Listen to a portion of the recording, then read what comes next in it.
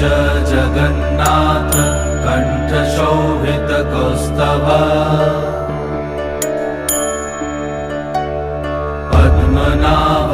Vedgarbh चन्द्रसूर्यविलकरा Jagannath Loknath नीलाद्रीश परहरि दीनबन्धुर्दया Sindhu Kripalu जनरक्षका कम्बुपाणि Chakrapani Padmanabha Narottam